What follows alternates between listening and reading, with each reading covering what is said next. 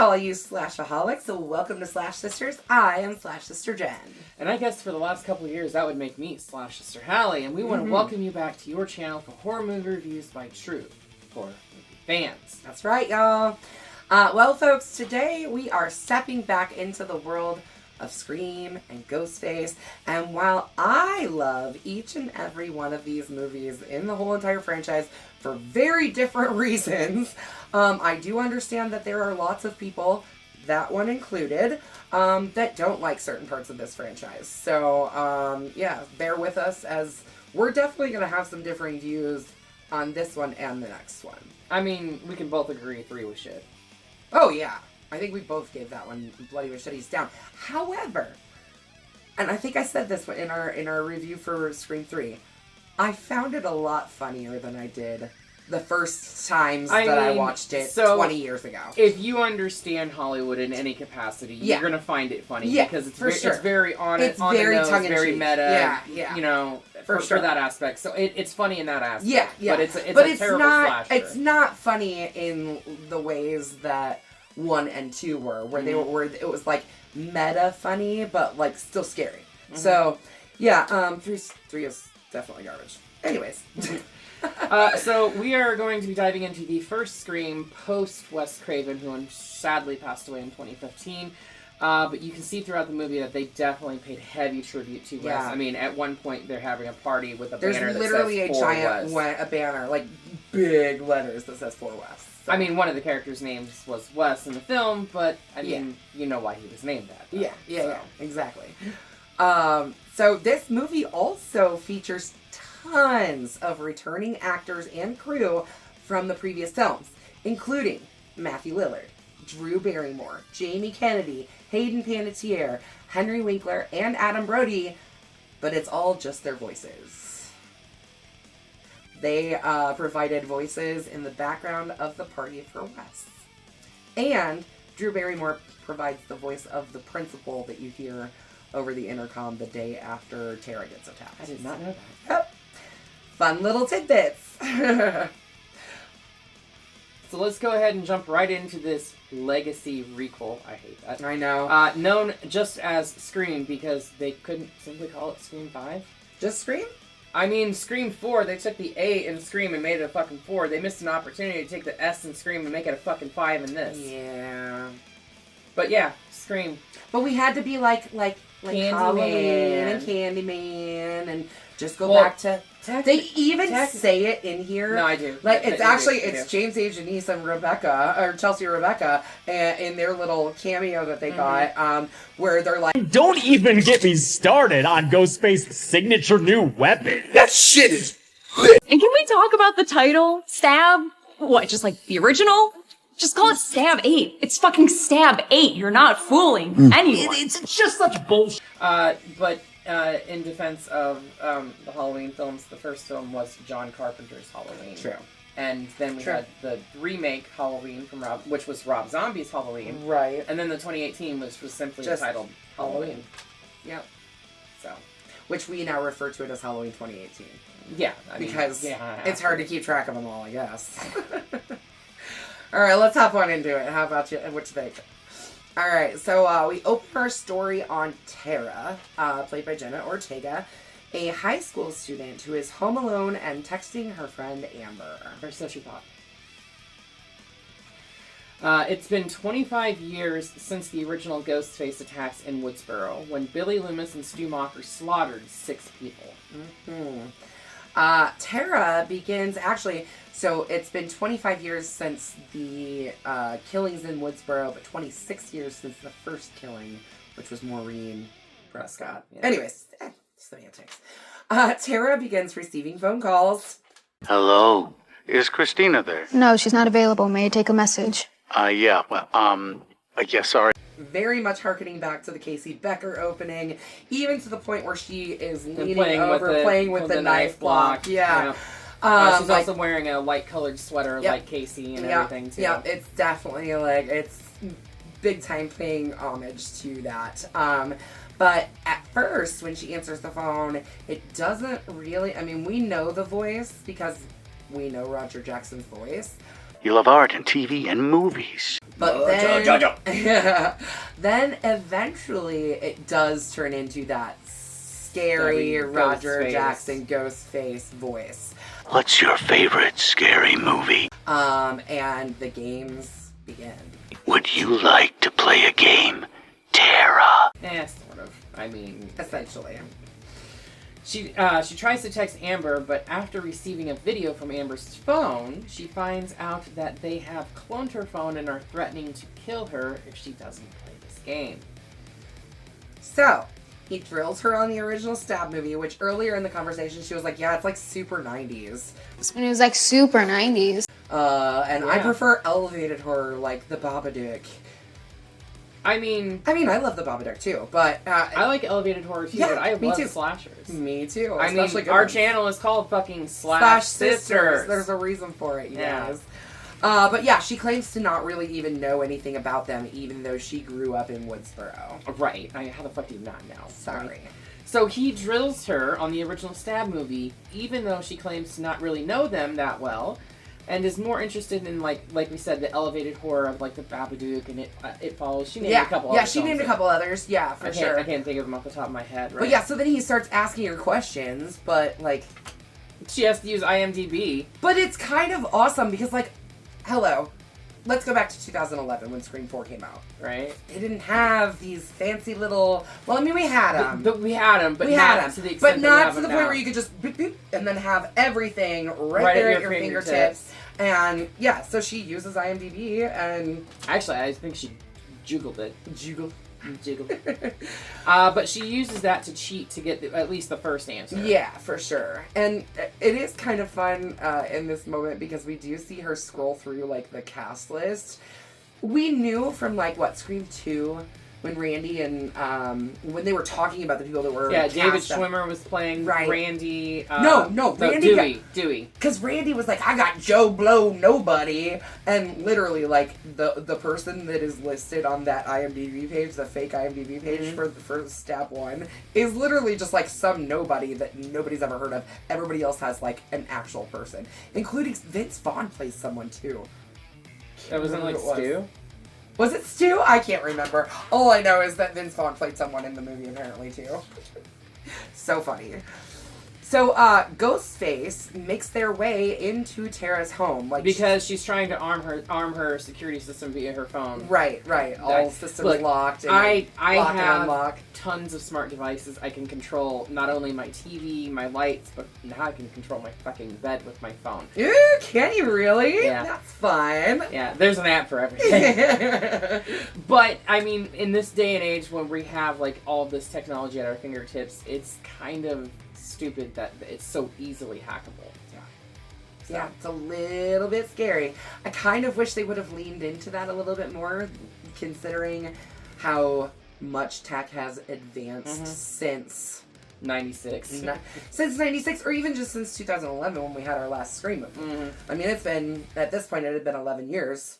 Well, I mean, we do see later in the film Ghostface is no longer having to hold something Right, up to because his he's mouth. got something He's got something connected. onto his neck. Correct. Yeah, so anyways, he makes his way into Tara's home after, basically he texts her and he's like, do you think I got in one of those times? No, that it unlocked? was on the phone with her. Oh, was it? Was it on the phone? Okay. But yeah, he attacks her and stabs her in the stomach and then literally right through her hand and Breaks her leg. breaks her leg by stomping on it, which... But she only ends up in a fucking boot, not a cast. Okay.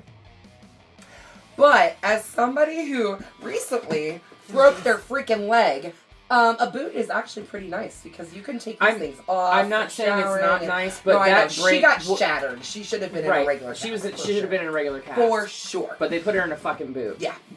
The boot's pretty nice. This also is the first and only time in a Scream film where the first initial victim is not murdered. Yeah, she survives. As the police arrive, Ghostface just, like a puff of smoke. Yep. Ninja vanish. Yes.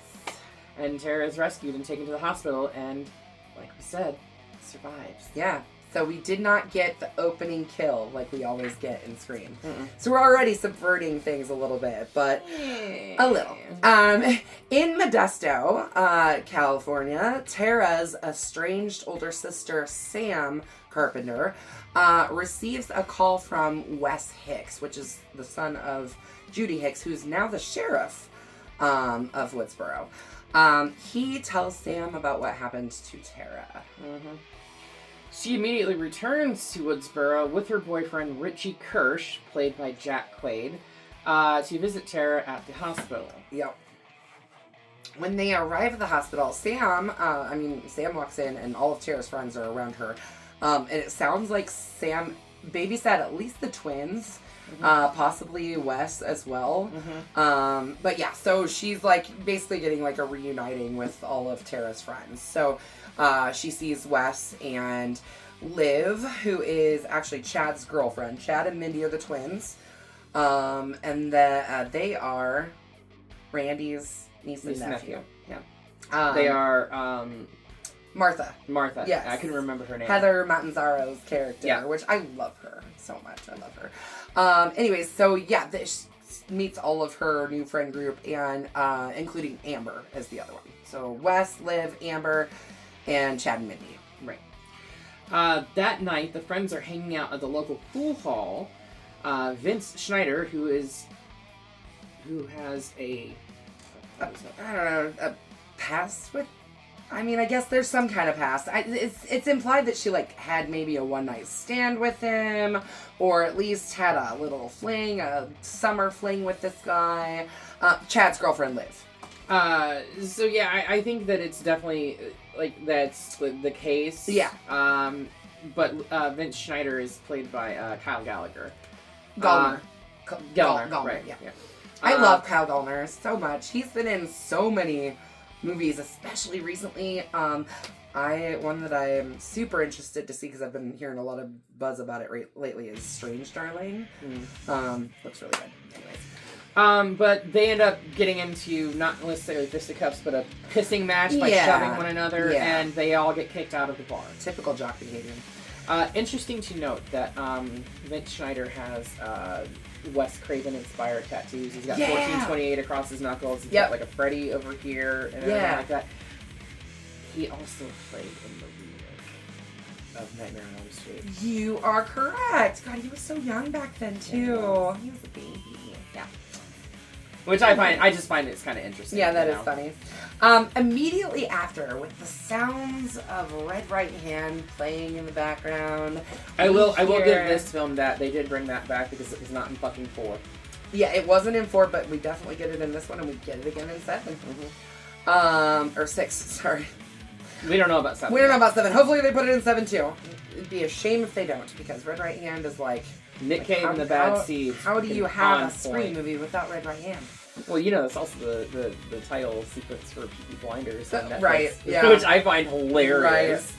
Right. So yeah, we hear Red Right Hand playing, and Ghostface attacks and kills Vince. Like he stabs him through the freaking cheek, like through his face. I mean, I'm gonna be honest here. This film, I mean, not that the kills in any of the Scream movies haven't been pretty brutal, but a lot of them are just like stab, stab, stab. You know. Like these ones, they get a little bit creative. They get a little bit creative with them, and I gotta give it to them. Practical effects, almost everything. Mostly. They use some CGI to, like, especially in the second one, to like remove some like harness wires and things like that. But yeah, I mean, for the most part, they did not use much CGI at all in this one or the next one. So we think at this point that this is a complete random attack and there's no rhyme or reason for what Ghostface is doing. We do find out later in the film that he is actually Stu Macher's nephew. So he has ties to the legacy characters. Sort of. Yep. Sam is at the hospital visiting Tara. While looking in the mirror, she sees a hallucination of Billy Loomis, who's apparently her father, and we're introducing ghosts now? I fucking hate this, you guys. Especially considering the fact that I fucking hate this. There's no plot device. There's no reason for it. No, none. We could have just said, like, she's Billy's daughter. Yeah. We did not need to have stupid ass reflections of an aged down. Not very good too either. I mean, he looks like he's in his fucking 50s. Don't get me wrong, though. I think he has aged beautifully. But he could not. But yeah, he definitely doesn't look like he's in his teens, like he's a senior in high school. Well, I mean, even when he filmed it, he wasn't in his teens. No, but he doesn't look like he's a senior in high school. No. He looks like he's in his 40s. At least. Minimum. At least. I love you, Skeetle Rich, and I'm glad that you came back, but we didn't need you in this capacity, okay? No, bring back Stu. He's alive. We've got ideas, you guys. Anyways. So then Sam is then attacked by Ghostface. Who is this? Someone who knows your little family's secret. Inside the break room in the hospital. We get a very, very small little chase scene. Probably one of the only chase scenes in the movie I know that Radio Silence, who is like the team behind this movie and the next one, got major shit for not having any good chase sequences because Scream is really well known for their chase sequences. I will say, like Ghostface getting things thrown at him and like falling downstairs and all that shit. Like, it doesn't happen in this movie. I will say this, because this is a recent trope that we've discovered in horror films. Hospitals are almost always fucking deserted in horror films, but she actually does run into a cop and saves her life. It's the only time I've seen it happen recently. At this point, yeah. But later in the movie, And there's we'll get to no that. one in the fucking hospital. And we'll get to that too, because I have major problems with that scene. I do too. Anyways. So after escaping, she does return to Tara's room. Sorry, I put Sam. Yeah. This is what happens when she doesn't send me the script until like an hour before we film. You know? I watched the movies a little bit late this time. Holidays and crap. I watched I watched Scream at 2 o'clock this morning. Well, I finished it about 2 a.m. Right? But no, Sam returns to Tara's room and tells her all about her real reason their dad left their family.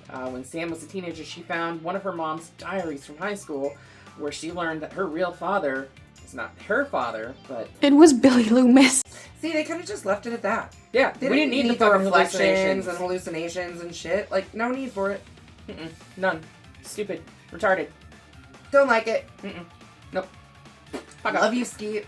Don't need you back in the movies. You died a long time ago. Fuck off.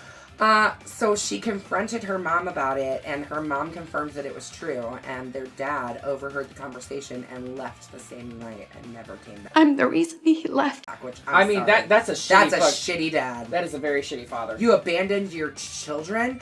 One, even if she wasn't yours, you raised her her as from your child from birth. Right. Like, you're just gonna abandon her because biologically she's not yours, and you've got another child who is biologically yours. Break up with your wife, whatever, get divorced, stay in but at least the one don't daughter's life. fucking leave your children. Anyway, moving forward, Sam gets the brilliant idea to go visit Dewey, one person in the town who certainly has a lot of knowledge and history with the Ghostface killers. Yeah. He's had history with every single one of them so far. Dewey is now, unfortunately, divorced from Gil Weathers.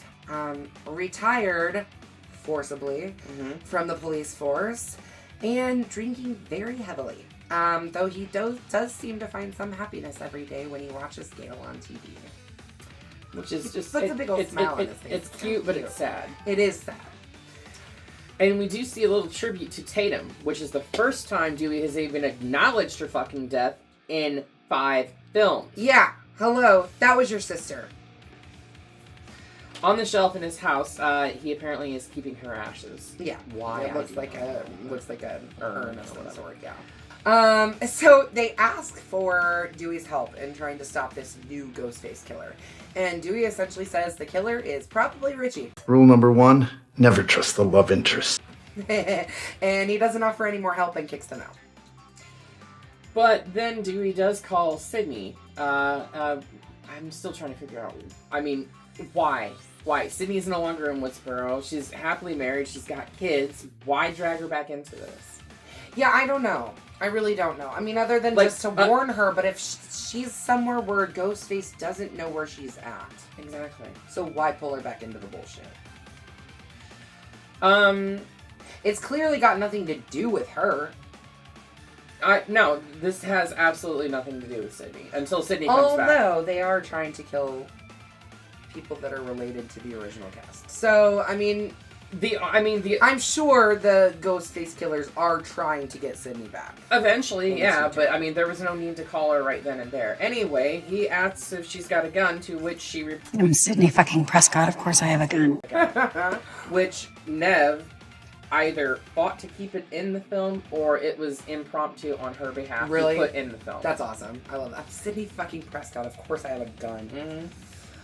He then sends a very awkward text to Gail. With a smiley face. With a smiley face, and then he kind of... Shouldn't have sent the smiley face. Shouldn't have done that. But letting her know and telling her not to come back to Woodsboro. So what does she do? She comes back to Woodsboro because that's what she does. Dewey gets out his gun and decides to join Sam and Richie at the Meeks twins house. Meeks. What is that? Meeks Martin. Meeks Martin. Yeah. Where the friend group has gathered to try to figure out who the killer is. Yes.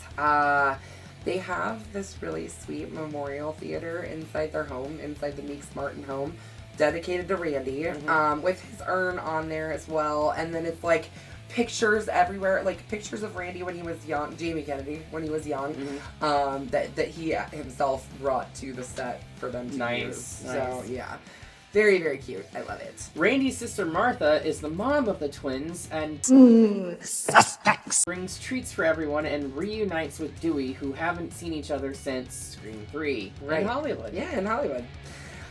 Mindy then gives us a great Meeks-style monologue about how they aren't in a sequel, they are in a...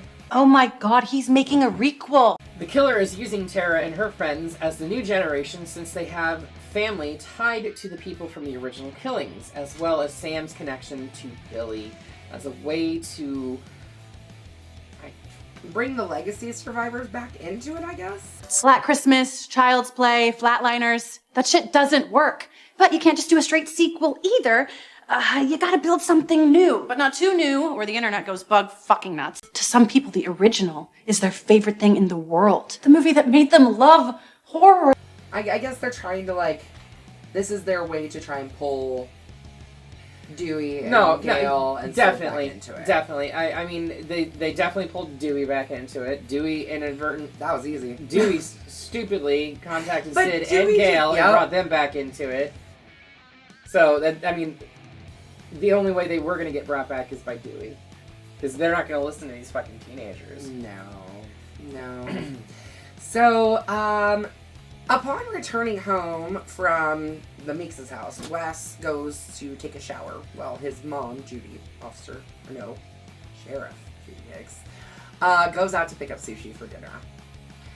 Judy, while in her police cruiser, mind you, receives a call from Ghostface implying they were there to kill Wes. She immediately heads back home, flipping on the sirens and cutting off several people in the process. And literally, like, setting out a bowl of, like, send everybody to my house, like, right now. Right, and upon reaching her porch is stabbed and gutted by Ghostface, who then murders her in her front yard in broad daylight and leaves her body there. Yeah. Because when we see the coroners picking her up off the pavement, she's in the same spot where she dropped. Broad daylight in Woodsboro, and she's the fucking sheriff, and nobody fucking did anything? Or saw anything? What? Yeah. Sorry. What? We then get multiple fake outs. Oh god, this is so annoying. I kind of loved it because I like kept expecting like, oh, he's gonna be, no, and then he just kind of like pops up out of nowhere. But yeah, multiple fake outs. Like as he opens up the cabinet, you expect Ghostface to be there when he closes the cabinet, when he closes the refrigerator. Yeah, like just over and over and over again. And then eventually he meets him at the front door and stabs him. Because the front door is propped open like that far. Right. They also kind of subverted the genre a little bit with a male in the shower. Yeah. But, like, I was watching, like, the special features for this, and they were talking about, like, trying to subvert the genre by having a male showering and everything like that. Friday the 13th, Chapter 4. The final chapter. We just covered that, actually. A male in the shower got his head fucking crushed by Jason. It had been done before. The genre had been subverted once before. I'm just saying. Just saying, it's not like it doesn't happen often. We got a really wicked shower scene with a male in Terrifier 3 as well. So, for those of you who have seen that, you know.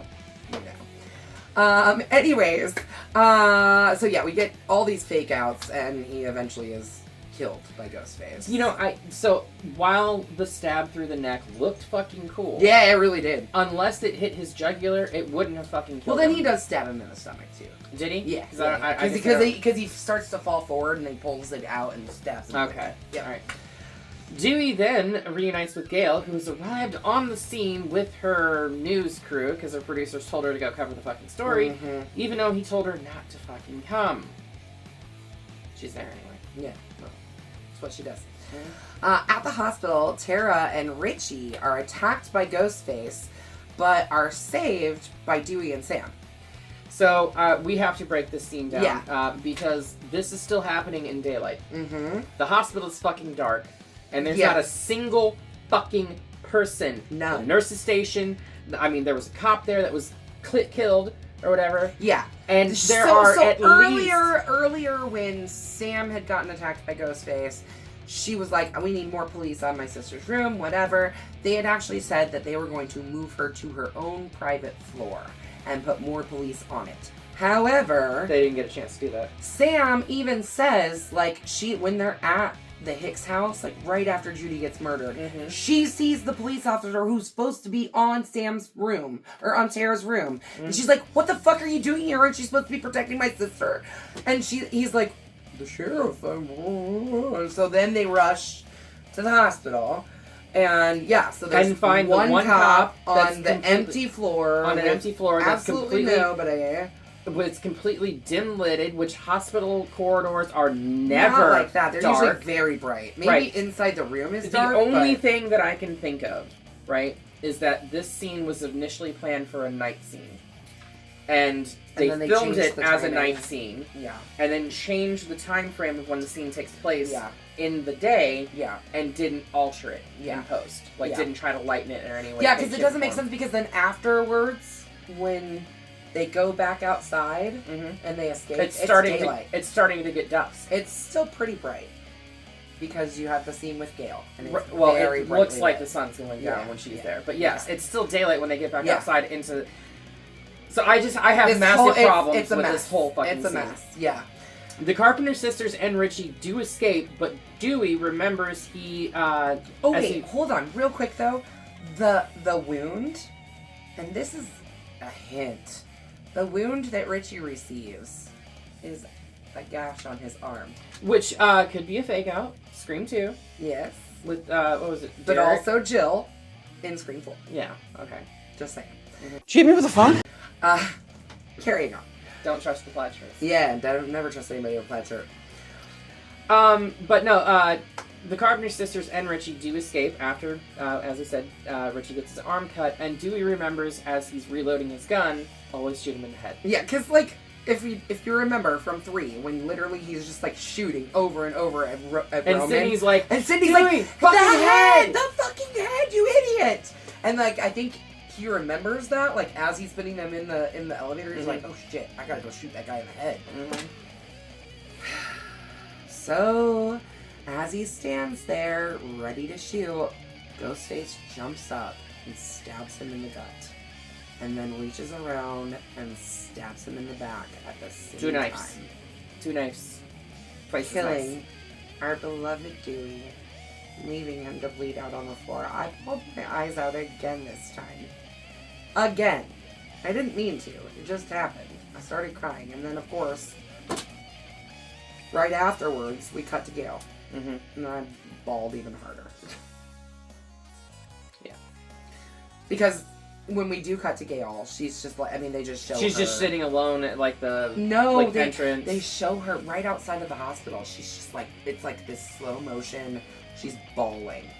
Like, somebody's holding her up as she's like falling to the ground, and then they do show her shortly after that sitting in the hospital. Yeah. So, anyways, Sydney then arrives in town after hearing about Dewey, which like they wanted you to come. They found a way to get you here. But she meets both Gail and Sam at the hospital, and somehow she knows who Sam is. Probably because she's heard, but like, it's only just recently become public knowledge who Sam's dad is. Mm-hmm. And yeah, that was Sydney's boyfriend, which means he was cheating on her, obviously. Sydney asks Sam to help stop the killer, but Sam declines, choosing to leave town with Richie and Tara instead. Probably one of the smartest decisions that they could have made, unfortunately. Yeah. Sydney pulls a Gale and puts a tracker on their car so that they can see where they're going. Kind of smart. Yeah. All you really need is like an air tag. Just stick it on there. Right. On their way out of town, Tara realizes she doesn't have her inhaler, who only used it once prior. Right. And doesn't use it at all in 7. But No. In 7, she uses it at the very, very, very beginning. She uses her inhaler like one time. I do remember seeing that. I do remember seeing it in her pocket in several scenes, but I don't remember seeing her. Whatever. It's a stupid. You keep saying 7. It's 6. Right. We're a mess. It's a stupid MacGuffin to get her where they need to get her to go, which actually is... Which is a party that is raging at Amber's house. Right. Third act party, y'all. Yep. It is a party that is in honor of... To Wes! Wes. This is, we were talking earlier about the big sign, or the big banner that says for Wes, and like everybody's doing shots, and this actually acts as a tribute to Wes Craven as well, and this is where we hear a lot of those voices. They basically just had those people film or record voiceovers so that they could fill them into the crowd. Mm-hmm. You don't hear them necessarily individually, but this is where they got to kind of like give their little tribute to Wes. Included in that was Wes's widow as well. Got to put now do you want to know a little fun tidbit about so they recreated what is essentially Stu Macher's house on a soundstage in Hollywood and everything like that. No, actually not in Hollywood. They were in Vancouver. Okay. That's why they didn't, because the house still exists. Yeah, and you can rent it and you can stay in it, yeah. But they recreated the entire exterior and interior as best as they could. And but goddamn good, if you ask me. Yeah, to the point where nobody has renovated the kitchen in 30 years. I'm sorry. Yeah, right. I mean, that tile is bad. Anyway, the new generation cast, Jenna Ortega, Melissa Barrera, Jack Quaid, all of them, right, were on the lawn in the soundstage watching the original Scream projected onto the house. Yes.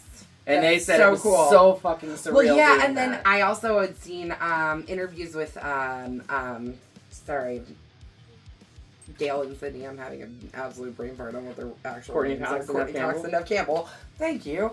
But yeah, interviews with them saying that like just being on that set felt really strange and nostalgic, like they were actually back at the house, because that house is a real house that exists. I mean, like they very much filmed inside of a real house. So, yeah.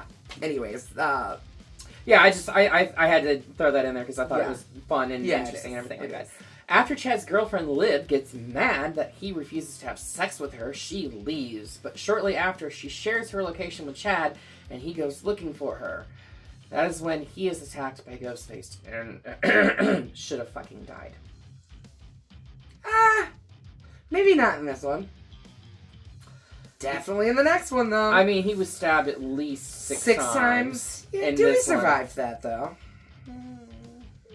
Anyways, meanwhile, Richie, Sam, and Tara arrive at Amber's house. And Richie and Amber put an end to the party and kick everyone out.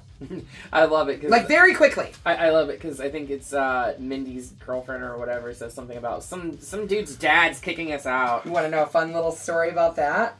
So, it's actually some guy walks up and says that to Mindy, or is it Mindy? Mindy and her girlfriend. Or the girl that she was trying to hook up with, whatever she said. Right. She was like, I'm going to smoke some weed, watch this movie, and maybe hook up with that girl over there.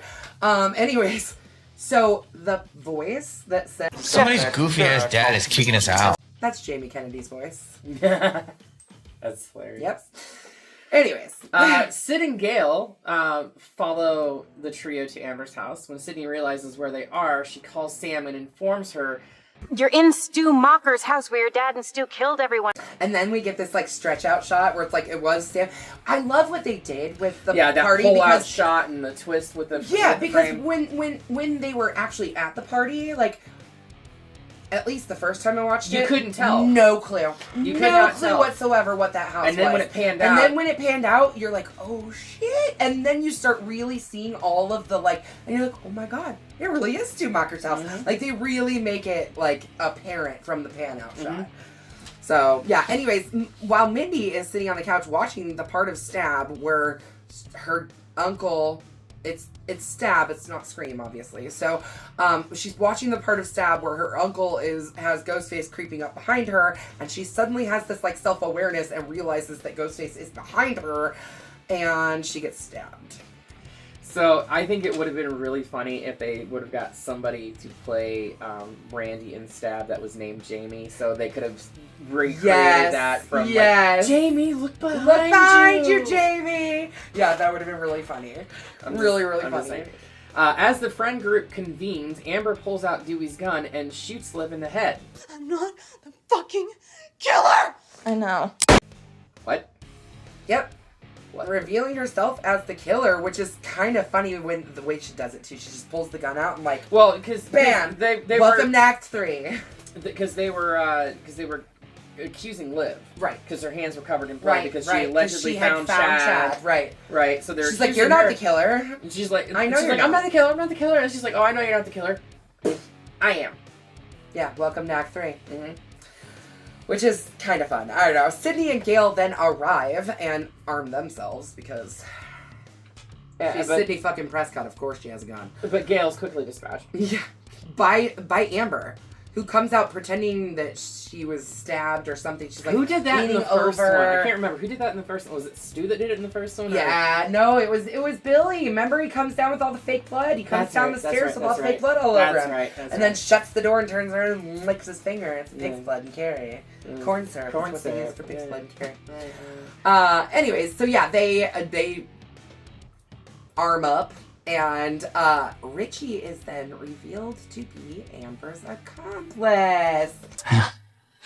It's a bummer it's me. Revealing that he had in his pocket the extra inhaler all along. He then stabs Sam, and he and Amber take the Carpenter sisters, Sydney and Gail, into the kitchen where Sydney had first faced it off against Billy. Because we got to recreate the first movie. I do love it. There was in the hospital scene, we didn't talk about it, but Tara hits Richie with a fucking phone. Oh yeah, he's like, "Did you just hit me with the phone?" Right, which was a very clear nod to the first one. He hit me with the phone, dick. Oh, one of my favorite lines from a Scream movie and that ever. Is and improv, my too. mom, did you really call the police? You bet your ass I did. My mom and dad are gonna be so mad at me. Yeah, and Matthew Lillard improvised all of that. I love Matthew Lillard. I love you, Matthew. I do. I hope we want you back. Come back. Anyways, so Richie and Amber reveal reveal that they are gigantic fans of the Stab film series. How can fandom be toxic? Who met on Reddit. I'm sorry. This is where I have a problem with these movies, specifically these two films, right? We are huge horror nerds and buffs. We're not going to go out and kill somebody. It's all pretend. It's all make-believe. We can discern Hollywood from real life. We know what's real. We know what's fake. These people are clearly fucking delusional. Movies don't create psychos, Hallie. Movies make psychos more creative! Don't you remember? Oh, I remember. I still have a problem with it, though. You know, the thing is that Richie is a psycho. Amber is a psycho. They just happened to meet on a Reddit thread. I get it. I know. It's a stretch for me. I know. I get it. Disappointed with the most recent Stab 8, they decided to embark on a new killing spree to bring back the surviving trio and provide new source material for them to make a new Stab installment based on true events. Then they're going to frame Sam as the culprit. Because as we all know by now, Sam is Billy's daughter. Yeah. Sam attacks Richie and Tara attacks Amber, but is incapacitated. Richie then chases after Sam. Excuse me. Got a little bubble in my throat or something. Yeah. Richie then chases after Sam while Sydney and Gail fight Amber together. Sydney smashes a glass bottle of hand sanitizer on Amber's face. I love it too. She's like, fucking hand sanitizer? I know, she even says that, hand sanitizer? But she is eventually shot by Gail, and she falls onto the stove, which had a lit burner. That she turned on. And lights herself on fire. Yes. That was fucking awesome. Yeah, and she got exactly what she fucking deserved. Yeah, she fucking did. Richie then goes after Sam, who sees another hallucination of Billy motioning to where the knife is that they dropped, which brings her attention there to go over there and get it. Embracing her paternal heritage, she uses the knife to stab Richie repeatedly. And I mean, like, she goes to town. There's not a count on this, and I don't think they actually show every single stab, but in the next one, she says, I stabbed him 22 times and then slit his throat, and then shot him in the head. Yeah. So, she stabs him repeatedly and then slits his throat.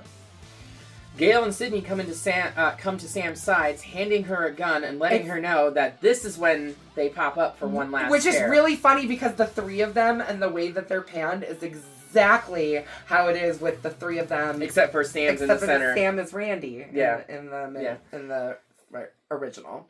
Right, so Sam shoots him twice in the chest and once in the fucking head. Yeah. But because they always come back for one last scare, a horribly burnt Amber comes running from the kitchen. I'm sorry. And attempts to attack the group. It is funny. Right. But the prosthetics that they used on her were shit. Yeah, they were. They were so bad. They were but bad. Tara shoots her ass. Because takes her out. They tried to convince Sam that Tara possibly could have been the killer, but Sam wasn't buying Richie tried to convince. Yeah. Anyway, Tara and the Meeks twins are loaded into the ambulance. Yes, both the Meeks twins survive. Yeah, along which, with like, Mindy, she only got stabbed once, I think. Right. Maybe twice, but... But, I mean, Chad was stabbed several times and left bleeding out and hadn't gotten any attention, medical attention to him for, we're going to say, at least a half hour. Yeah. At least a half hour, because that's about maybe how long longer. this whole sequence takes out. Yeah. So he should have survived. Or he should have died. Yeah. But all of them have survived the attacks. Sam thanks Sydney and Gail for their help, and Gail promises not to write a new book about the new murders and give the killers notoriety, opting to write a book about Dewey instead. Remember that for next movie. Yeah. Sam joins Tara in the ambulance. Take us to a different hospital this time. As the night's events are covered in a news report by someone dressed in a very Gale Weathers style outfit. Yeah, very yellow. Then we get a pan over the Mocker house, just like we did in the original ending. I do love that Tara says, can we go to a different hospital? Yeah, she does. I wouldn't want to go back to that hospital either. Fuck that hospital.